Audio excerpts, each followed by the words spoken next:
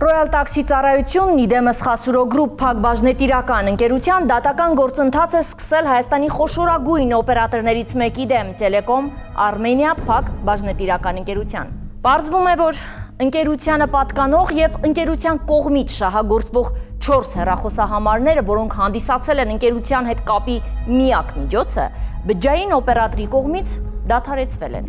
Ընկերության բաժնետերը եւ ընկերությունը բազմիցս դիմել են օպերատորին խնդրելով վերականգնել վերոնշյալ հեռախոսահամարներով կապի ծառայության մատուցումը, սակայն ստանալով մերժում դիմել են դատական պաշտպանության։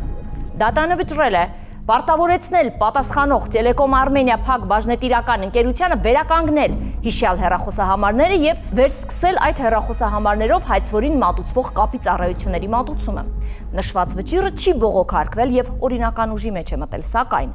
այս ամենին հաջորդած իրադարձությունները չափազանց հետաքրքիր են։ Մեր նկարահանող խումբը այս գործի հետքերով գնալով արձանագրել է մի շարք կարևոր փաստեր։ Այս գործի ետևում կան քողարկված անձիկ եւ քողարկված անձանց շահեր։ Հետաքրքիր մանրամասներ, որոնք արժան են բացահայտման։ Ռոյալ տաքսի ընկերությունը ժամանակին ծառայությունների մատուցման ոլորտում առաջատարներից էր։ Սակայն մեկ գիշերում ընկերությունը կորցրեց իրեն տրամադրած հեռախոսահամարները։ Ի վերջո զրկվելով նաև հաճախորդներից, ովքեր զանգահարում էին եւ պատվերներ գրանցում։ Դատական տևական քաշքշուկներից հետո ի վերջո ընկերությունը վերջնականապես փակվեց։ Ում էր ձեռնտու, որ ընկերությունն այլևս չգործի եւ ովքեր են կանգնած այս պատմության հետևում։ Սրանք հարցեր են, որոնց պատասխանները փորձեցին գտնել երկու կողմերից։ Արտուր Խաչատրյանը հանդիսացել է ուղևորափոխադրումներ իրականացնող Խասուրա գրուպ ՓԲ ընկերության սեփականատեր։ Լինելով ընկերության միակ բաժնետերը տաքսի ծառայության գործունեություն իրականացնելու համար, ընկերությանը անհատույց կերպով տրամադրել է իրեն պատկանող թվով 4 վերը նշված հեռախոսահամարները։ Նշված հեռախոսահամարները հանդիսացել են ընկերության եւ պատվիրատուների միջև կապի միակ միջոցը։ 2016 թվականի մայիսի 4-ից Telecom Armenia փակbaşնետիրական ընկերությունը դադարեցրեց վերը նշված հեռախոսահամարներով կապի ծառայության մատուցումը։ Արտուր Խաչատրյանը եւ ընկերությունը բազմիցս դիմել են Telecom Armenia-ին խնդրելով վերականգնել վերոնշյալ հեռախոսահամարներով կապի ծառայության մատուցումը, սակայն ստանալով մերժում դիմել են դատական պաշտպանության։ 2021 թվականի հուլիսի 23-ին Երևան քաղաքի ընդհանուր իրավասության դատարանը բավարարեց Արտուր Խաչատրյանի հայցը եւ վճռեց պարտավորեցնել պատասխանող Telecom Armenia փակbaşնետիրական ընկերությանը վերականգնել Խաչատրյանին որպես 4 հեռախոսահամարների բաժանորդ, վերսկսելով այդ հեռախոսահամարներով կապի ծառայությունների մատուցումը։ Նշված վճիռը չբողոքարկվեց եւ օրինական ուժ ստացավ։ Շահագրգիռ անձանց հետ փորձեցինք հանդիպումներ փնտրել, սակայն մեր բոլոր պնդումներին ի պատասխան կողմերը պատրաստակամություն հայտնեցին հեռախոսազանգերի միջոցով պատասխանել մեր բոլոր հարցադրումներին։ Անկախ նրանից, որ հեռուստատեսությունը թելադրում է տեսաձայնագրությունների միջոցով տեղեկատվությունը հանրությանը փոխանցել, խնդիրն այնքան խորքային էր եւ հետաքրքիր, որ մենք որոշեցինք այս անգամ հեռախոսազանգերի միջոցով հավաքել այս խճճված պատմության ամբողջական պատկերն ու հանձնել ձեր դատին։ Խասուրո գրուպ փակbaşնետիրական ընկերությունը սնանկ ճանաչվել եւ սնանկության գործով կառավարիչի հայցադիմի համերգացրել ընդդեմ չի ընկերության վնասի հատուցման հիմքում ինչա դրված եղել։ Վնասի հատուցման հիմքում դրված եղել հանգամանքը, որ բիլային ընկերությունը, որ այն ժամանակ եղավ Telecom Armenia եթե չեմ սխալվում, ազգակերպայրականներով փակbaşնետիրական ընկերությունը անվանում է Telecom Armenia։ Հեռախոսահամարներ, որոնք որ պատկանել են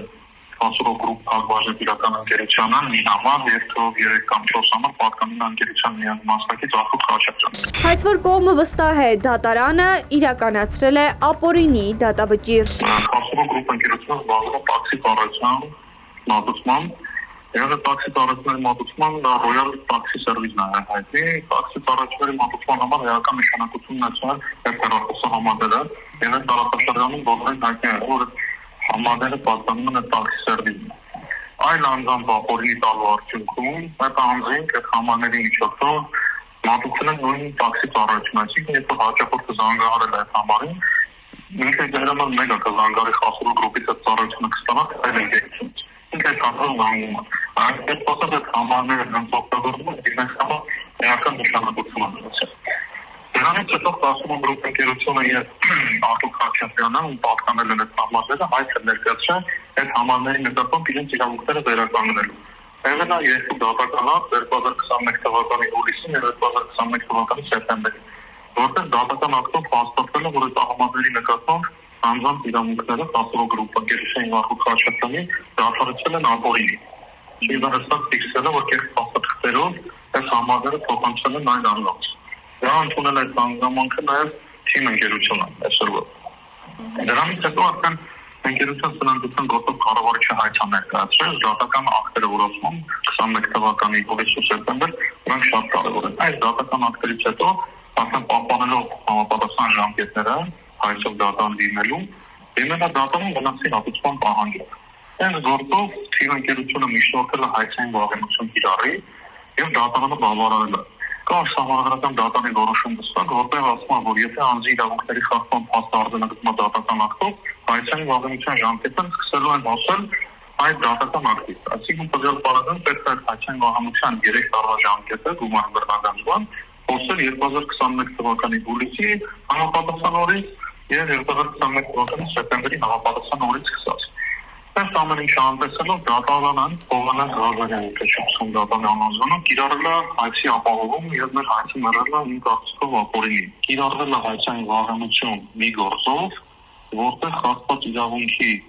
ինքում ընկած դատական ակտից պետք է սկսել հաշվարկները վերաբերյալ հասարակական դատանորոշում, դատանը այդ ամեն ինչը անտեսել է։ Տելեկոմ Արմենիայի ներկայացուցչի խոսքով Խասուրով գրուպ ընկերության ներկայացված գումարի այդքան մեծ չափը պայմանավորված է նրանով, որ հայցը ներկայացվել է սնանկության գործով կառավարչի կողմից, ով ազատված է պետական տուրքի վճարից։ 2022 թվականի ապրիլ ամսին Խասուրով գրուպ ընկերության սնանկության գործով կառավարիչ Արմինե Մովսյանի կողմից Ինվեստոր Տելեկոմ Արմենիա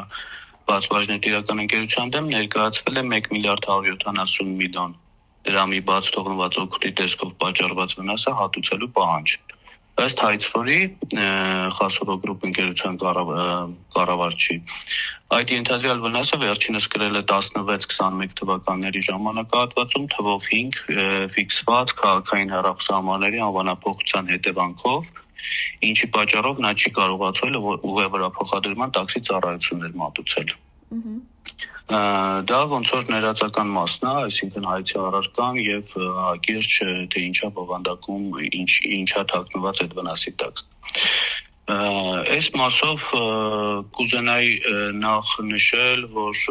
առաջին բանը, որ աչքի եմ գնում, դա Խասուրո գրուպ ընկերության կողմից կրած ենթադրյալ վնասի չափն է, այսինքն Տելեկոմ Արմենիայից պահանջվող մեծ գումարը։ Այդ առումով կարևոր եմ համարում նշել, որ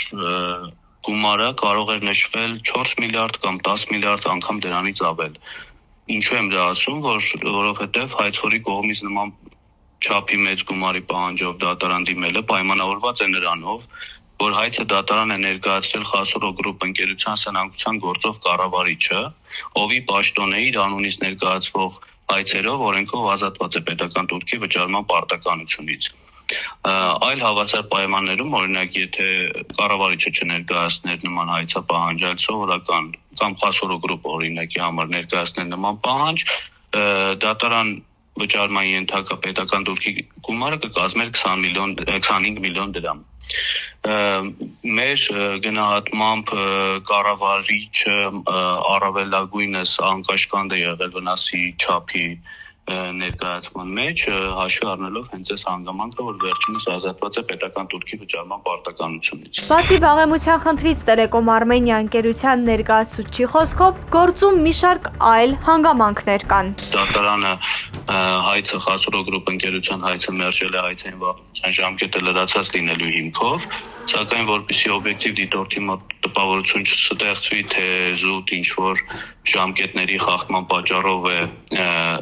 հայցը մերժվել եւ բովանդակային առումով Խասուրո գրուպ ընկերությունը կրել էր վնասներ եւ այդ վնասները հատուցման ենթակային, ես նաեւ խոսքիս առաջին մասում կանդրադառնամ բովանդակային մասով մեր փաստարկներին հայցի մերժմանը հանգեցնող երկրորդ հանգամանքը, որը ոչ պակաս արժանի ուշադրության, դա այն է, որ վնասի հաշվարկի հիմքում դրվել է պատճառված վնասի շուկայական գնահատման արժեքի հաշվետվություն վերնագրված մի փաստաթուղթ, որը նախ կազմել եւ հետեւաբար վնասի չափը հաշվարկել է անշարժ գույքի գնահատողի որակավորում ունեցող անձի կողմից, մեզ համար առնվազն տարօրինակ է, որ բիզնեսի, տվյալ դեպքում տաքսի ծառայություն գործունեություն չիրականացնելու հետևանքով տնտեսագիտական եւ բիզնես վերլուծությունները, գնահատականները եւ հաշվարկները կատարվել են այդ ոլորտում որակավորում չունեցող մասնագետի կողմից։ Հենց նույն հաշվետվության մեջ այդ նույն փորձագետի կողմից որպես ելակետային տվյալներ հանդիսացող, այսինքն վնասի հաշվարկման համար առանցքային համարվող տվյալները, օրինակ մեքենաների քանակ, միջինացված վառելիքի ծախս, տրանսպորտային միջոցներից ստացվող հասույթի չափ, պաշտոնների աշխատողների ցանկ, աշխատավարձ, որոնք դրվել են վնասի հաշվարկման հիմքում, եւ այդ 1 միլիարդի գոյացման հիմքում են ընկել։ Դրանց վերաբերյալ որևէ փաստաթղթային հիմնավորումներ, այդ թվում հաշվապահական փաստաթղթեր, հաշվետվություններ, փաստաթղթեր հաշվետվություն կազմած անձին չեն ներկայացվել։ Բջջային օպերատորի ներկայացուցչի պնդումները փաստաբան Գնել Մուղնեցյանի համար անընդունելի են։ Նրա պնդմամբ պատճառված վնասը, հետևաբար նաև վնասի հիմքով պայմանավորված հաշվարկը հիմնված է ստույգ ապացույցների հիման վրա։ Միևնույն ժամանակ փաստաբանը մատնանշում է այն հանգամանքը, որ ապօրինի կերպով արգելափակված հեռախոսահամարները օգտագործվել են այլ տաքսի ծառայություն մատուցող ընկերության կողմից։ Դրա արդյունքում այդ ընկերությունը սնանկության եզրին է հայտնվել, չի կարողացել կատարել վարկային պարտավորությունները եւ կորցրել ողջ ակտիվները։ Մեքենաներն են մաշվել, դրանից հետո չի կարողացել նպատակային նշանակությամբ օգտագործի,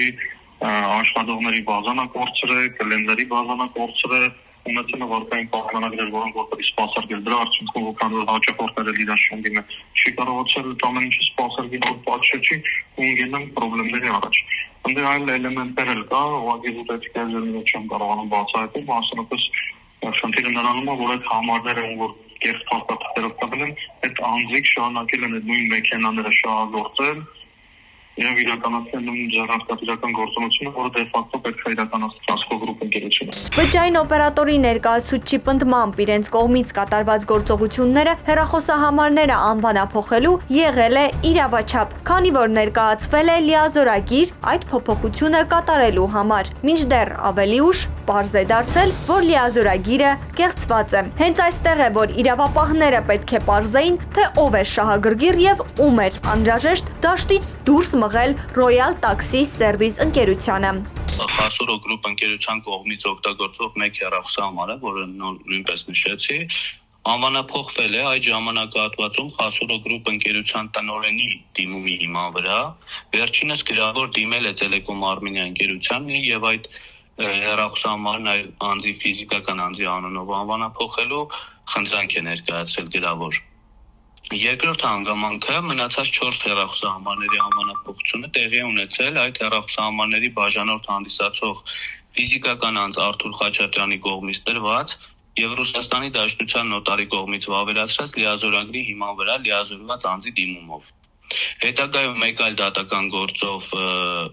դատական գործի շրջանակներում պարզվել է, որ նշված լիազորագիրը կեղծված է, իսկ Ռուսաստանի Դաշնությունում նման նոտար գոյություն չունի։ Ինչ եմ կարևորում այս հանգամանքները, որովհետև տրամաբանական կապը որ նայենք, ստացվում է, որ առաջի դեպքում չկա ոչ օրինաչափ գործողություն, այսինքն հեռախոսահամարի անվանափոխությունը կատարվել է բաժանորդ հանդիսացող Խասուրո գրուպ ընկերության տնօրենի դիմումի հիման վրա, իսկ երկրորդ դեպքում թեև արկա է ոչ օրինաչափ գործողություն, երրորդ անձի կողմից կեղծված լիազորագիրը, սակայն բացակայում է Telecom Armenia գործողությունների եւ Խասուրո գրուպ ընկերության կրած վնասների միջև պատճառահետևանքային կապը։ Մեզ մնում է միայն հավելել, որ սույն վեճը այս պահին իր բոլոր հիմքերով գտնվում է Վերաքննիչ դատարանում։ Վերաքննիչ բողոքի հիմքում դրված է այն հանգամանքը, որ փաստացի երկու քաղաքացիական գործերով, որով հայցվորը հայց է ներկայացրել, հայցային վաղեմության ժամկետը ըստ առաջին ատյանի դատարանի չի ընդհատվել։ Մինչդեռ, ըստ կիրառելի իրավանորմերի եւ նախադեպային որոշումների, պետք է փաստել, հայցային վաղեմության ժամկետը ընդհատվում է հայց հարուցելով։ Արդյոք մեր եւ փաստաբանների կողմից մատնանշված հիմքերով խախտում տեղի ունեցել է թե ոչ, պարզ կդառնա հետագա դատավարությամբ։ Ուսումնասիրելով այս դատական գործի նախապատմությունը եւ կատարված բոլոր գործողությունները, ակնհայտ է դառնում մեկ բան։ Այս գործընթացն իրականացվել է գծագրված սցենարով, ովքեր փորձեցին դաշտը մաքրել չակերտավոր ասված ավելորդներից։ Այս պահին այդ հարցերի պատասխանները բարդ է գտնել։ Սակայն վստահ ենք, որ իրավապահների ջանասիրության եւ արդար դատաքննության արդյունքում հնարավոր կլինի բացահայտել շահագրգիռ անձանց կազմում ընդգրկված բոլոր սուբյեկտներին։